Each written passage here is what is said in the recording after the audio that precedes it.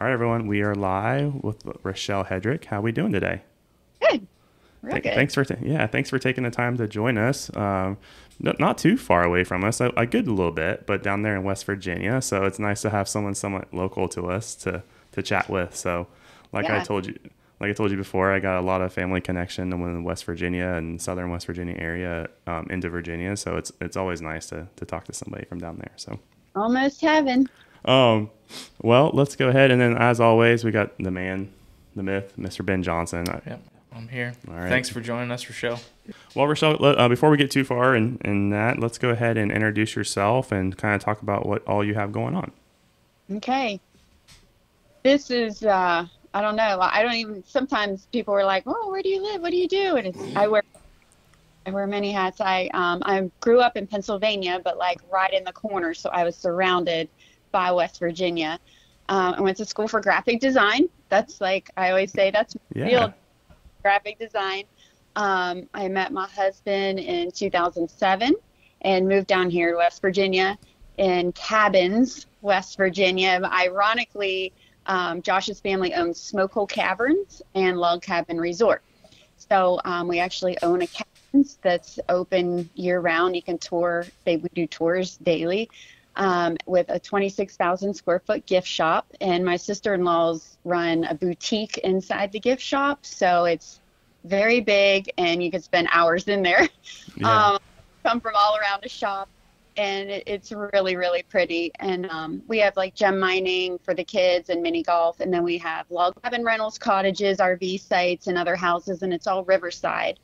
And then Josh and I separately own Smokehole Outfitters, where we raise trout.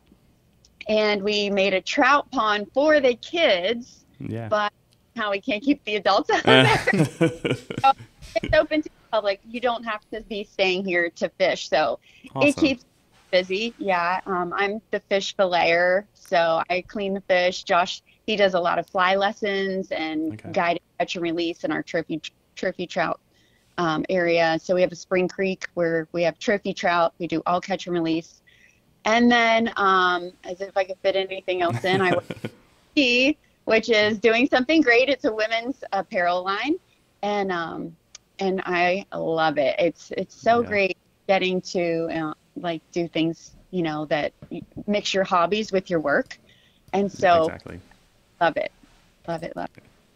And I think I've heard you talk about this before, but I know you were really passionate as a kid growing up, being like outdoorsy. I mean, growing up in that part of the country, I feel like you're almost inclined to that's what you're going to be, right? And so, did you say, and I think I've heard before, Josh kind of got you reintroduced back into the outdoors. Is that right? Yeah. So my dad was an avid hunter and fisherman. He he hunted all over and he raised beagle hounds, and I remember that like from when I was little. He passed away from cancer when he was Okay. 33. I was only 7 and my sister was 4 and my brother was 2. And we didn't have neighbors. We lived on top of the hill. We called it Humble Hill because it was my dad and his brother and our families were the only ones up there, and we rode Okay. four-wheelers and mud and played in the barn. And so Yeah. playing in the woods every day was what I did. Like we weren't inside. We never watched TV, just outdoorsy all the time. And I have always, even after my dad passed away, I had always been just like that little tomboy. And Yeah.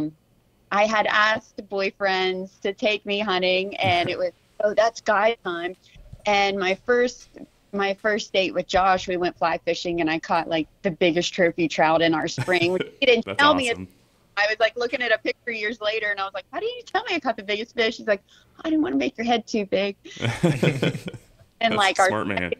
yeah, our second date was dove hunting, and then we went Okay. turkey deer hunting. And I mean, it just then we had known right off like we were the perfect match, and we wanted to get married. And I said, kind of funny. I said, "What do you want your wedding band to look like?" He said, "I want elk ivory in it." And I'm like, "What's elk ivory?" Yeah.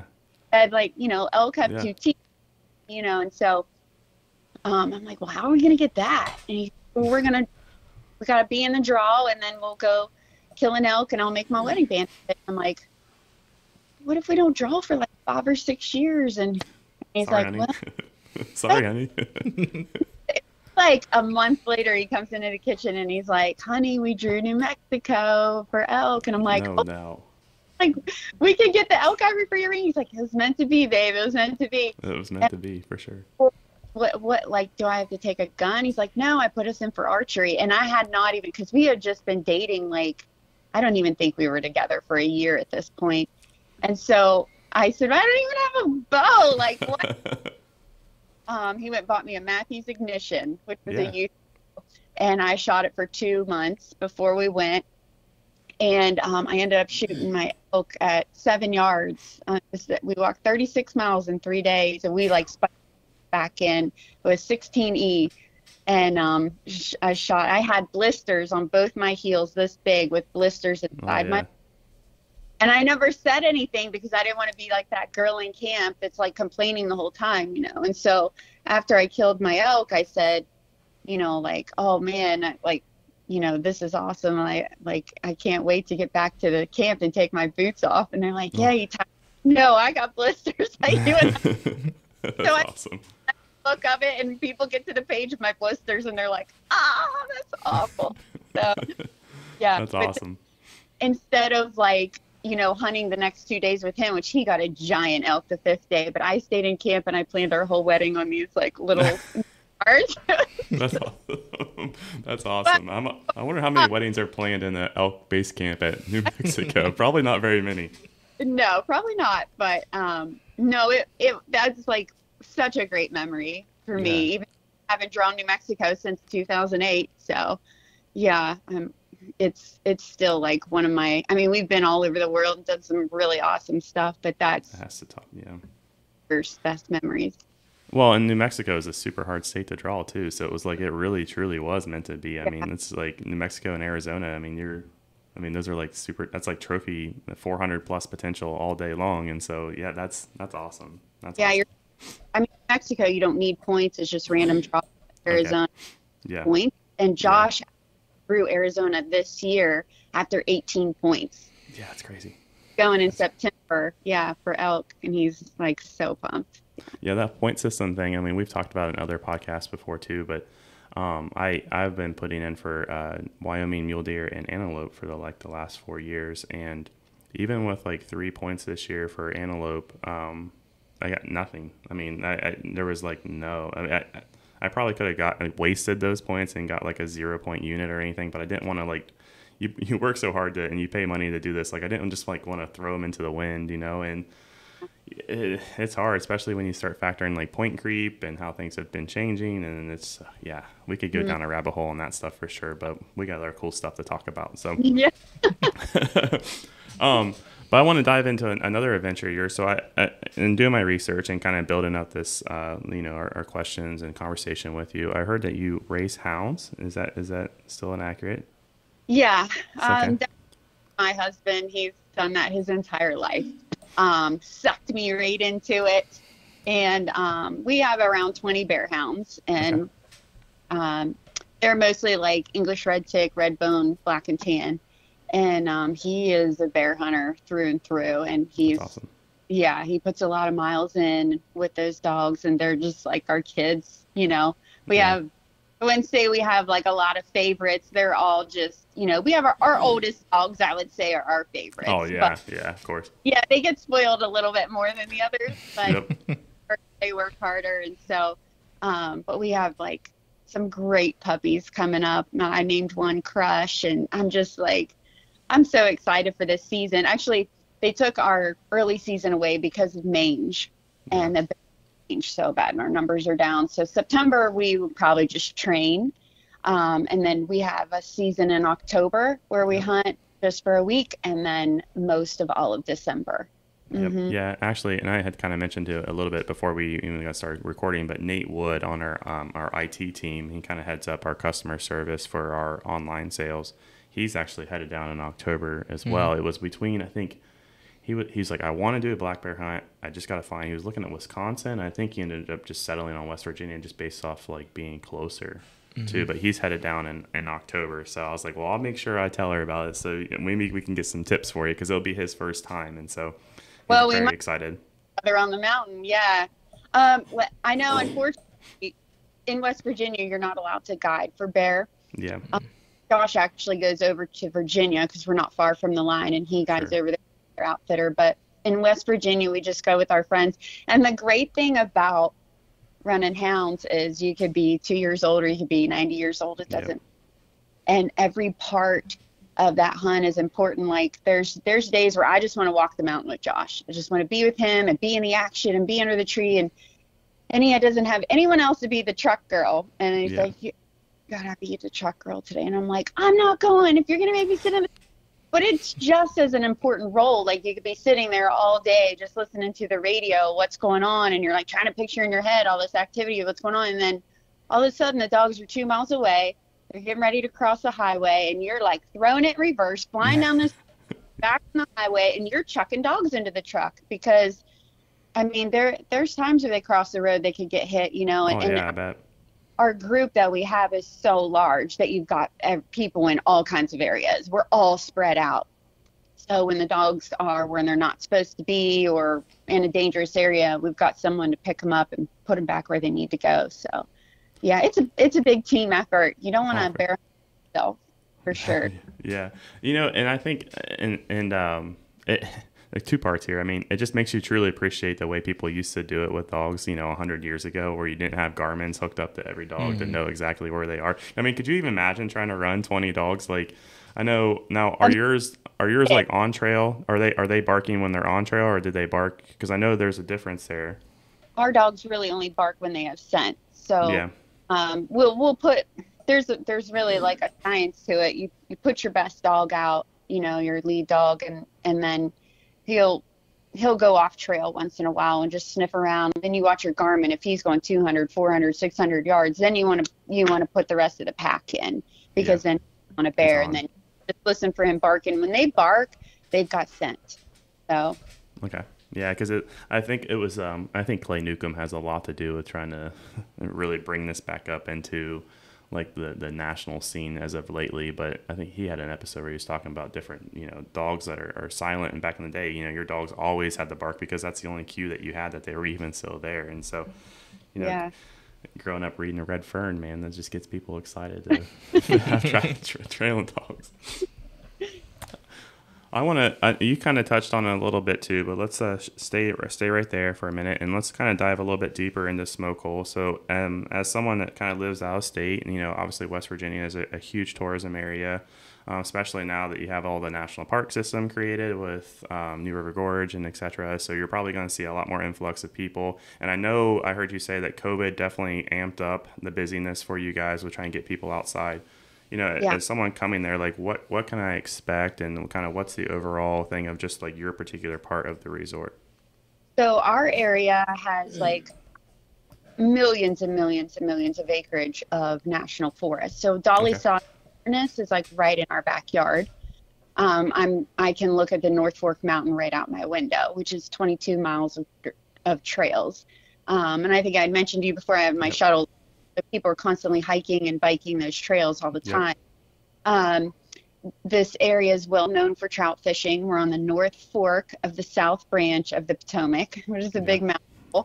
But back in the smoke holes, there's a lot of catch and release. There's catch and keep areas. And people are here all spring. They'll stock once a week starting in February, and they'll stock once a week all the way until the end of May. Okay. So June, it starts getting a little warmer. Right now we're in a drought for the second year in a row. Like the fish in the water are literally dying because our pond water is spring fed, and so it's not cold enough for them to survive. So we did get a little rain yesterday for the first time in like 2 weeks. So we're but no, this area is very well known for trout fishing, and people it's pretty busy in the spring just for that. Okay. Now, was there? I mean. And I don't know how that system works, but was there more of a? I mean, I know that they had the resort, but was there a? Well, I guess why not go with like a guided service or like your typical outfitter as opposed to having the stock pond? People, there are. I think there's other than us. There's one other guy that does guide on the river. So if you don't know where you're going or what, I mean, we do tell people where to go. Because they stock 12 times. Like our resort is all on one main road, and it spans 3 miles, and they'll 12 times just within that 3 miles. So there's lots of places to go. But some people will will hire us for the whole day or half a day or a couple hours, and we'll either guide on the river or we'll guide on the spring creek. As people that don't know what it feels like to catch an 8, 10, 12-pound brown, they want that, like, they want experience. That reel it in for that whole 5 minutes, and picture. And so that keeps us honestly pretty busy. More people actually fish on our spring creek than they do on the river. Okay. No, well, I mean, you've already sold it to me, so it's probably like a 4-hour drive from my house. I know where my next family vacation is. I've always wanted to learn how to fly fish. Yeah. Like, you guys offer, like, I don't know anything about it. So if I came down, would you guys show a newbie like how to do all that stuff? Yeah, we do fly lessons. Like, we schedule fly lessons all the time. And then I actually do classes every spring. Sometimes I'll do 2 to 3 a year, where I'll advertise it and I'll get like 8 to 10 girls at a time.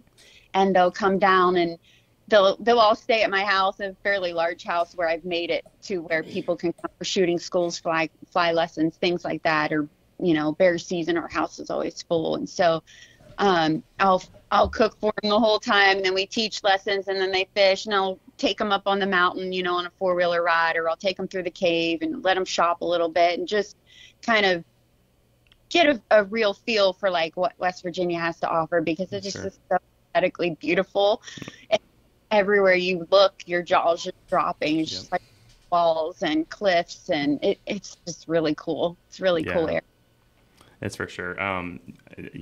Man, West Virginia, it literally is almost heaven. I love that place so much. Mm-hmm. Do you know, and I'm getting way off the topic, but we're on West Virginia, so I can't, this is my family. But the grist mill, the popular grist mill in Babcock State Park? It's the iconic like wooden water mill that's like right on the rippling stream that you see tons of pictures. My great grandfather actually helped move it to the location that it's at right now. So it's like, I got so much. I mean, I love it. Well, let's switch gears a little bit. I mean, we can't talk to you without talking about DSG, and so we're doing something great here. Let's go ahead and introduce that lineup for someone who may have not heard of it before. We do offer Advanced Outdoors, so if you want to come check them out, we got them right upstairs. We got plenty of stuff to offer, but let's go ahead and introduce DSG for everyone. Yeah, so DSG, Wendy Gavinsky is the founder and owner, and she actually started DSG in 2010, and it just came about from not being able to find the gear she needed that had fit, function, and look cute. She's like, you know what? I can't find it. I'm going to make it myself. And so they started snowmobile gear, and they had sold that until 2017 when she started the Hunt line. And I myself, being deep within the industry, was kind of having a hard time finding gear that I liked, that fit me and fit my long arms and long legs. And, every woman is made differently. And I was on Instagram one night just scrolling, and I saw this sponsored ad, like hunting gear coming soon. So I got on their website, and I'm like, oh man, this is really cool looking, like snowmobile gear. And so I messaged them, and I was like, hey, if your hunting gear looks half as cool as your snow gear, like, love to try it. Sure. I'm interested in like getting to know this company and trying this out. And so they messaged me back instantly. I told them a little bit of my bio, a little bit of my background, that I've been, working with Realtree Outdoors. And so they actually had the Realtree pattern. So it would have been a win-win. And they contacted Realtree and then came back to me and was like, yeah, we want you to be the face of the company and help us make this. And I'm like, oh, let's pump the brakes. Like, tried this stuff on yet. Like, not like looking for a sponsorship. I'm looking for gear that fits me. Like, that's really. And so they actually, her and her husband flew here to West Virginia. All the hunt gear that they had already had made and samples of and everything. And where I knew it really clicked with me and Wendy was I was in my hunt room and I was trying everything on, and I said, I have this idea. And I totally made it up myself. And I told another company about it, and they didn't really do anything, but it's genius. Like, I think you need to do this with your gear. And she's like, what is it? And I said, well, it's a snap system. So like I have really long legs. So when I go to wear like other gear and it's short on me, I can't do anything about it. But short girls, they can hem their stuff anytime they want to hem it. You know, but like longer, you can stuff long. But if you start long and then you just fold it up underneath and snap it and snap it and snap it up higher, you would have like all these different lengths. And she grabs the Kylie bibs, which was her daughter's name is Kylie, and she named the first bib she made after her daughter. And she said, "You mean like this?" The bottom of the leg. And I'm like, exactly. I'm like, that's awesome. She's like, "We've been doing this for the past year." And I'm like, "No, I made this up. Like, I totally." Where's my royalties?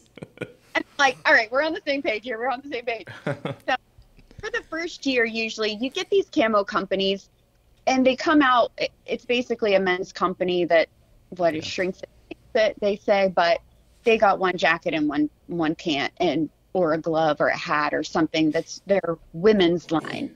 And so with Wendy coming out her first year, she had so many pieces and I'm down there just trying them all on. I'm like, I love this. I love this. I love this. I love this. And just instantly fell in love with the company, with her. And I started running. I handpicked the first pro team we ever had for the Hunt team. And it did all their contracts, sent them gear, made sure they were posting correctly. We just wanted to get the word out there. We weren't, we wanted to kind of hit the ground running just because she had so much gear to offer. And so, I mean, and then being a graphic designer, I helped with advertising and marketing and things like that. And so fast forward 5 years later, we've got open water fishing line, ice fishing gear, snowmobile and hunt. And then we have a workwear line coming out. Yeah. And, gosh, it's like this awesome. business so much. And it's like there, and now I look at the Hunt line and I'm like, man, I thought we had a lot of gear 5 years ago. Now we have like 2 and 3 options for every season, plus thousands of accessories and all kinds of boots. We have lace up boots and rubber boots. It's just like anything we need, it's there. And then, you know, if there's something else, like we've been trying to perfect like rain gear and waders, and those things are coming. They're on the line, you know, like, and turkey vest. And now we can get into like backpacks and things like that, you know, now that we've perfected the apparel, we can get into the accessories. So yeah, and I'm glad that you said that too, because there's a lot of companies. I mean, there's a lot of good gear out there, but like you said, it may be form fitting per se, but I think what separates DSG from a lot of this competition is that the thought behind the actual garment. I mean, like, you know, zip away seating, or, you know, the little features that like kind of tailor themselves towards the women line, as opposed to just, you know, here's your normal pant or whatever have you, and that same feature works for everybody. It's like really targeted to that audience, and so it's a no-brainer. What I love about the team is like, and we have Melissa Bachman on our team as well, and so what I love about this team is we don't just like give out gear and expect these girls to post. We have like a private book group where we chitter chatter every day. And like we have our new upland gear coming out, and we're like, hey, you know, what color pant do you think, like the olive, the black, or, you know, we're asking questions all the time. And like even with the drop seat you mentioned, like I begged Wendy, I'm like, we need a drop seat. Yeah. Now it's like our most popular feature is like, oh my gosh, you have a drop seat. And you know, just like they ask us, where do you want this zipper? Where do you want this pocket? Like when I was at ICAST last week, I was telling the designer, I'm like, you know, we have 2 pockets down here, but I'd really love a pocket in the middle. And like 3 days later, she's on the Facebook. Which do you like this pocket here, you know? And to us, because we're out wearing this gear all the time, and it's so great to have connections with a company, with the actual designer. I mean, I've been with other company. I'm trying so hard not to name drop right now, but I've been with other companies. I was sponsored by them, like hugely sponsored by them. And I'm like, hey, I have some really great ideas for the women's line. Can I give you some? And no, they didn't want to hear it. Hear it. And so with DSG, it's a total opposite. Like our team is helping to design this gear and giving input, because we're wearing it in duck hunting, deer hunting, bear hunting, squirrel, whatever, upland, whatever. And so I think that's why women like it so much, because it is completely catered to them. It's designed by women for women, and you can't get in. No, yeah, you can't. And I think a lot of that kind of stems from like, I mean, we know that the population of women hunters and anglers is smaller compared to men. And I think maybe it's like, and I don't want to like bash anybody, but sometimes I feel like it's an afterthought, you know. Same with like youth, like the youth, you know, trying to find youth camo is just, I mean, like it's Right. hard. And so I actually have a 6-year-old daughter that I'm taking out for the very first time this year. And so it's exciting to see like what this brand will be by the time that she's old enough to get into that level. And it almost, I mean, if you're talking to the designer, we need some like young, little girl youth apparel. Like it's so hard. Like she's drowning in all this other stuff that we have that's for like, you know, small girls. But we actually extra smalls because we small through 5X. And then it was through 5X, and then it was, okay, Wendy, I've got these 10 to 12-year-old girls. And then we did the extra small, which I'm finding is more like a 0 women's is the extra small. And they fit like some 20 to 40-year-old girls on my team. Sure. Tiny, but at the same time, they're also fitting 10 to 12-year-olds. And when it fits them in the waist, they might have to roll up the sleeves a little bit, but like that's why the snap system on the legs, the inseam system comes handy because they're shorter, you know. And so these little plump girls are 10 and 12 years old, they can wear the extra small, but everything's dragging on them. So that's where the inseam snap system comes in. We have outfitted them. That's a good point too, because like you know, naturally you think this inseam system for adults, but now if I buy it for my 10 to 12-year-old, well, now she can kind of grow into the piece a little bit too. And I mean, because it's not something that you're wear and tearing all the time. You're only using it for, you know, some youth is probably only using it for a couple weekends in a year. And so now they, as they're 10, 12, 13, 14, they can continue to grow with this product. So that's a very smart idea. So good on you for doing that. That was a great idea. I'm so glad you brought that to them. Wendy got it first, apparently. That's awesome. I like this lady. We're on the same page here. Yeah. And you kind of mentioned the pro team too. So I want to dive into that. You know, like I mentioned to you, we just talked with Emily last week when I believe she's on the pro team. And she's a sweetheart. She's super intelligent and she's a go-getter and she definitely knows what she's talking about. So that was awesome to talk. But you mentioned, I think I've heard you say this before, but you handpicked these women to be great representatives and great ambassadors of a product, not just someone that's putting the makeup on and smiling and that's it. And they can't really discuss or talk. But can you kind of elaborate a little bit on kind of how you picked your pro staff team? I'm very picky and I'm very strict. And know that. I don't want, like you said, just another pretty face with a lot of followers. These girls who teach, who get into seminars, who are involved in conservation. Like there's a couple girls that are in American Daughters of Conservation, and they're constantly putting groups of women together and teaching them how to dove hunt, how to fish, how to do all these things. And they're planning all these events together. And that's really what DSG prides itself on, is involving other women, teaching other women how to do it, not just, you know, oh, hey, I'm a big hunter and look at everything I've done. That's not it. We want to involve as many women as we can into conservation. So I'm very strict when I look at what does this woman bring to the team? What does she offer to the public as a whole? Not just wearing our gear, but, you know, being a teacher and educating like Emily. I mean, and I had even mentioned to you before, like I've been hunting a long time, but like Emily gets on her posts and she says, I'm planting crops today, and this is where I planted them. This is why I planted them. And she's so educational, and she kills these giant bucks, and there's a reason that she knows how. And you're like hanging on every word she says, because you're like, I want to kill a big buck too, and I want to make sure what their pattern is. And I know, you know, and she knows all of that, and she explains it all. And so for me, that's the kind of person that I want on my team, is educating other women, you know, on how. And I'm not a duck hunter. I have been duck hunting. I don't. Me too. It's like me. I'd rather sit in a tree stand all day than be in a duck blind. But there's girls on our team that duck hunt. And so I need girls that duck hunt to to tell us what they want to see in this duck hunting gear, and what, and take other girls out to duck hunt and things like that, to bring everything in as a whole. We've got from squirrel hunting to like big elk hunting, Yep. get people in various areas who do all different things. I have several trappers on my team. Nice.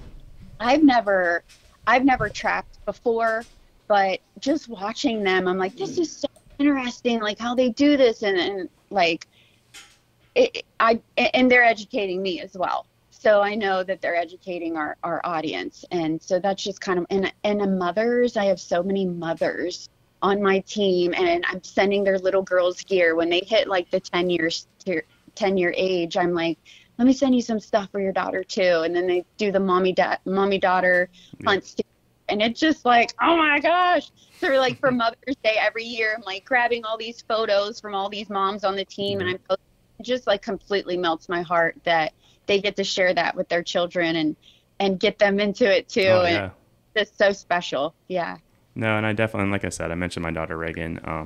She's 6 years old, so she's at the point where she's watching those YouTube families now that every little child with their tablet is doing these days, and it's just like I want to make sure that the content that she's consuming, and especially as we get into hunting, like the narcissism that you can find on Facebook or on Instagram sometimes is a little too overbearing, and so I knew that was very important to you, so I wanted you to get the opportunity to say it. But as a father, it's so important to me too that she's being able to look at these people like yourself and like Emily and the team that you have, and that's what molds her into being in the outdoors, not the clout or not the do it for the gram mentality. I want her to truly be passionate about it, and so I'm glad you said that. So it means a lot to me as a dad, for sure. Yeah, and being like a Christian background, Yeah. well, no cussing, no drinking, no, like Sure. girls watching you, like even these reels are so popular right now. Sure. All these reels, and they've got all these songs that people are really not even listening to the words of the song they eat, and they've got cuss words in it. And I'm like, this is not what we want to teach our younger generation. Like, keep it classy. That's like one of our biggest slogans. We're always like, keep it classy, keep it clean. Come on. And once in a blue moon, I have to get on somebody. But for the most part, everybody is really cool about that. So. Oh, for sure. Yeah, it's what a wild world we live in. My daughter actually was doing her first TikTok dance the other day. Did I tell you about that? I was giving her son a bath, and I came in, and Casey's like, my wife, she was like, you wouldn't believe what I just had the videotape. I'm like, delete it. I never want to see that again. Like, she's 6 years old. Leave her. Like, no. I know. That's awesome. But yeah, well, as we're kind of on the topic of kids too, you mentioned the Kylie. I thought this was really interesting too, but not all the apparel that I learned, not all the apparel, but some of the apparel is named after children and nieces and daughters. Kind of talk about the idea behind that. Yeah, so the Kylie is Wendy's daughter, and so of course that was our first piece, and we've had all the way up to the Kylie 4.0 now, and Kylie now being redesigned as we speak, but that was like. That's the first original piece. Of course, the owner has to name that after her daughter. And then the Ava is our sales guy's daughter. And so he's been involved since day one, even from snow. I mean, he's been involved from day one of DSG. And so my niece is Brianna. And so that's like one of my favorite pieces. It's fleece lined. It's silent. I wear bow hunting like mid to late season. I live in that thing. And it's just, I love it. The Bexley is also my niece, and that's like our like warmer weather gear. And so there is a lot of like the other day I said to Mary, like I was looking at the workwear line, and we have the Humble T, and Humble is my maiden name. Nice. And I to the designer Mary, I said, how did you get the Humble T? She goes, from you. Like cracking up because we have so many pieces now. It is hard to find names. Like the Courtney pant is actually named after a girl who helped us design the Upland Courtney pant. So she's like major into upland hunting, and so we named that after her. And so some names are totally made up, but for the most part, they have meaning to them. And they are people involved or their children that are involved in the company. Deer season is finally here. Have you been able to get out yet? Listen, while we always hope to place the best shot, sometimes things just happen. If you're in Ohio or the surrounding states and you find yourself in a situation where you need help tracking, give our good friend and show partner, Toby Burdett, with Legends Big Game Recovery a call at 740-281-6435. Thanks, everyone. Good luck this season. Now let's jump back into the conversation. Well, you mentioned ICAST. We can't, I mean, Ben's here. He loves him some fishing. So Yeah. he loves him some fishing. I'll let you take the ball, man. I'm not the biggest angler, so I'm gonna let him talk about ICAST a little bit. So you said it was your first time going to ICAST. What was your, experience like down there? Because I'd love to go. Mm-hmm. I can imagine it's probably along the line of ATA, but for fishing. Yeah. It was. I like to look at a lot of the kayaks and things like that. There was a company called BOT that was like all aqua, like everything floated. Like even the furniture, you could blow it up and you could like float the furniture in the lake. And they had like and wakeboards and tubing and coolers. And it was like the coolest booth there. Like I was freaking out over that. But being a trout fisherman and really only fly fishing, I didn't really see a lot of stuff there that I personally was interested in. It was a lot of other fishing that I don't. It was really cool. It was just like ATA, but the fishing world. So I'm sure you would have been running to every booth going. Yeah, yeah.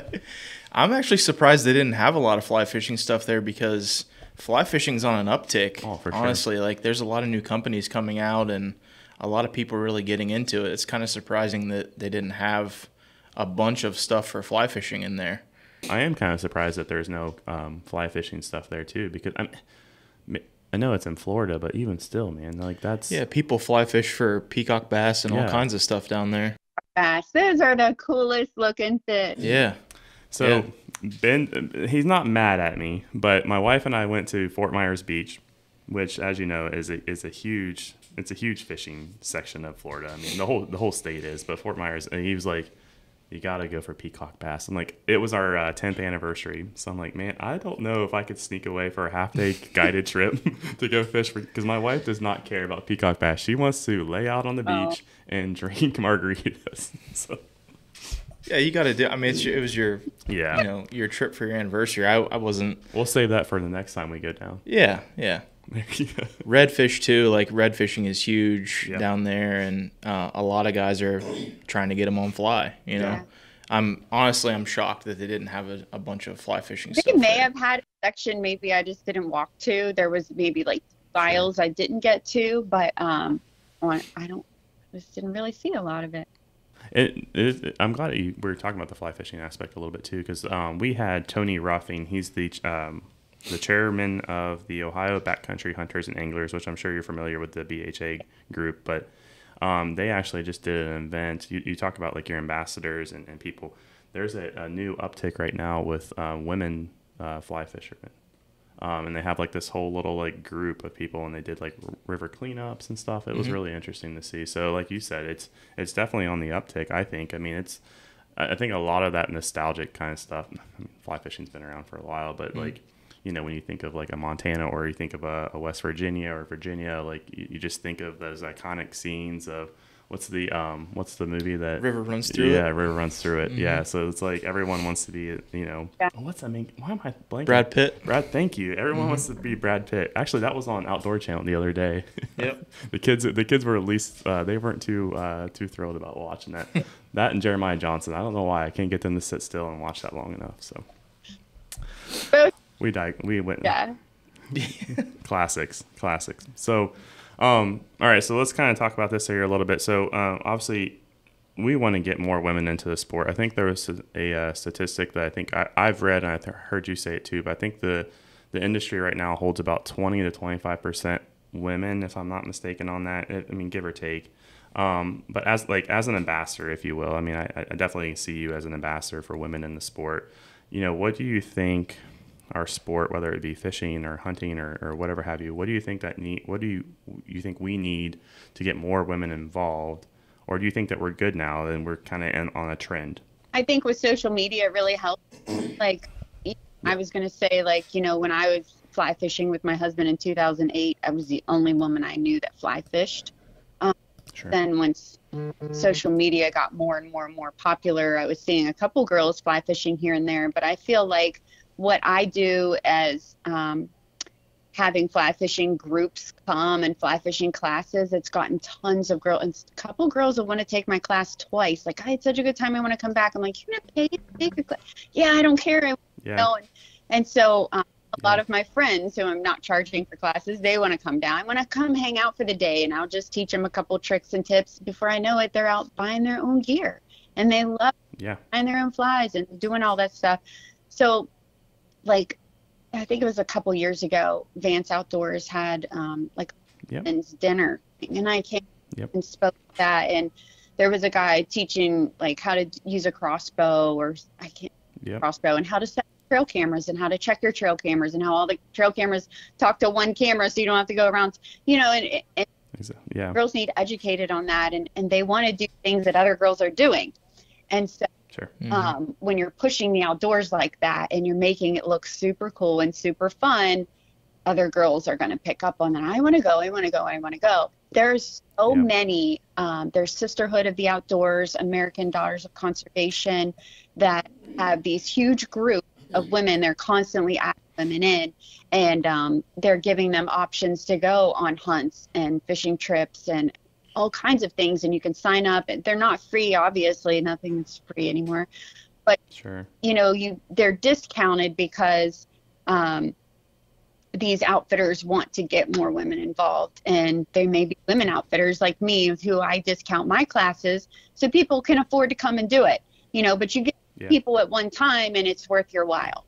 So I think classes and groups and things like that are really growing, and that is a huge help, because you're not just, a woman's not going to be scrolling through Instagram or see a class that's all men and want to go join in on that. They want to women are there, so everyone's kind of on the same beginner level learning together, and it makes them feel less intimidated.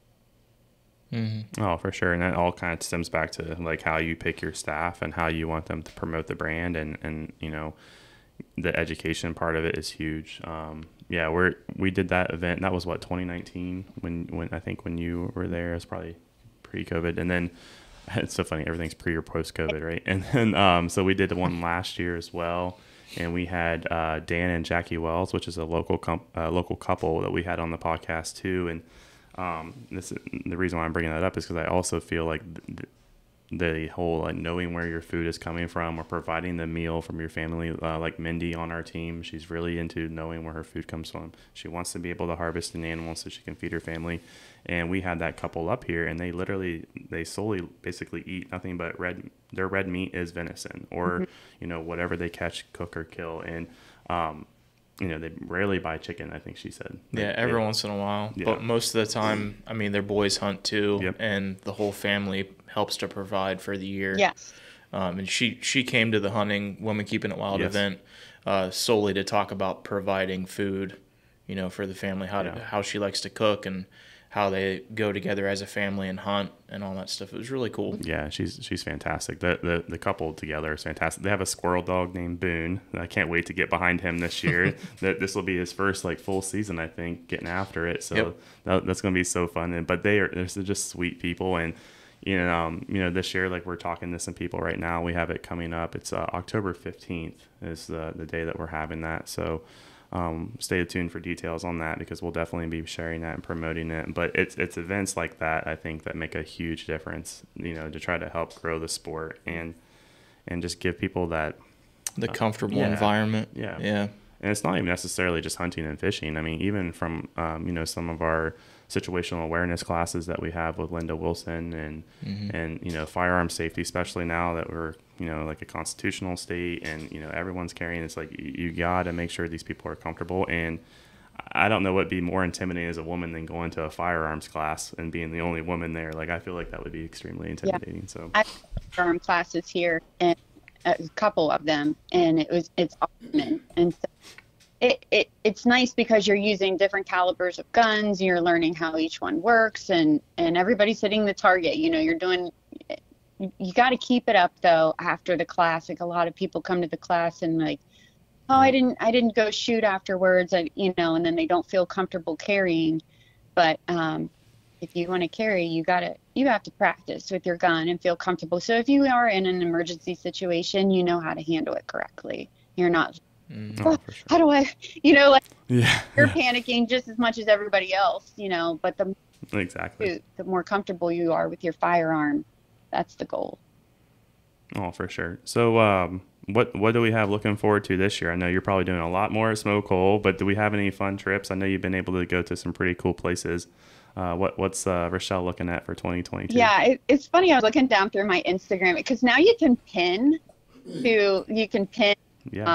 favorite photos to the top of Instagram. And I was going down through yesterday and I was like, man, if I died today, I'd be a happy girl. Like I have done some like really awesome things in my life where, and I feel like ever since COVID hit, everything kind of slowed down. It's like my life hasn't slowed down, but like my trips have been boring. So it's just like, I'm ready to get back out there. We drew Kansas this year, so we'll be in Kansas. Nice. And I mentioned Josh drew his elk tag, so he'll be 2 weeks in Arizona.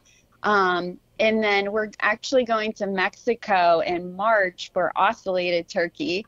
And nice. I'm like, I've been talking about it. We booked it like 2 years ago because you have to book a way out. These people book up. Yeah. And then we're going back to the same outfitter in 2024 for the golds.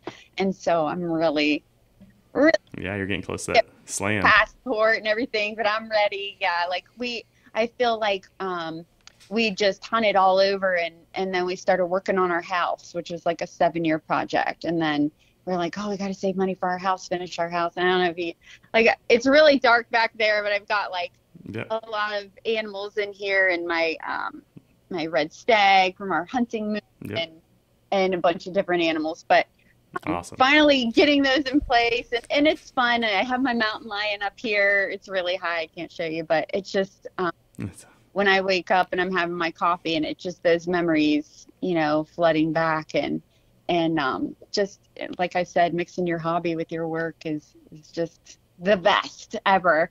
No, for sure. Yeah, it's been great. I came to Vance about a year ago. It's a little over a year ago now, and you come to a place like this and you're passionate about it. You don't work, we work, but we don't. We don't. So get to talk to people like you. Your laptop and like, but I want to get this done. I like it. I'm having fun. It's fun. And I love working with my team and the girls, just making new relationships and learning a lot from each other. And it's great. It's really great. That's awesome. Well, you mentioned your Instagram. We'll go ahead and get you out on this. Where can people find you if they're so inclined? And go ahead and throw those social media handles out. I got really creative with my handle. It's Rachelle.